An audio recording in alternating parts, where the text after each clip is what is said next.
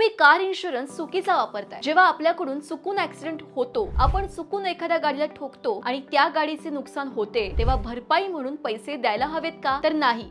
का सांगते, पण त्याआधी हा व्हिडिओ नक्की सेव्ह करून ठेवा, म्हणजे असा प्रसंग ओढवला तर हा व्हिडिओ तुमच्या कामाला येईल। आपल्याकडून चुकून एखादी गाडी ठोकली गेली तर त्या गाडीच्या होणाऱ्या नुकसानीसाठी पैसे द्यायला आपण अजिबात बांधील नसतो। तर यासाठी बांधील आहे आपली इन्शुरन्स कंपनी। तुमची जी इन्शुरन्स कंपनी आहे ती हा संपूर्ण खर्च करून देईल, त्यामुळे तुम्हाला लगेच पैसे देण्याची गरज नसते। आपण ऑलरेडी या गोष्टीसाठीच इन्शुरन्स कंपनीला पैसे पे करत असतो, त्यामुळे अशी काही घटना झाली तर सरळ त्या व्यक्तीला आपल्या इन्शुरन्स मधून ही रक्कम क्लेम करायला सांगायची। यासाठी सर्वात आधी त्या व्यक्तीच्या गाडीला जे नुकसान झाले आहे त्याचा व्हिडिओ काढायला सांगायचा। त्यानंतर आपला third party insurance policy number त्याला द्या। आता तो व्यक्ती जेव्हा ते नीट करायला जाईल तेव्हा तो तुमच्या पॉलिसी मधून क्लेम करू शकतो। सध्या काही लोक मुद्दाम पैसे काढण्यासाठी असे ऍक्सिडेंट घडवून आणतात, त्यावेळी तुम्ही ही ट्रिक वापरू शकता। बाकी तुम्हाला माहिती आवडली असेल तर व्हिडिओला लाईक आणि चॅनलला फॉलो किंवा सबस्क्राईब नक्की करा।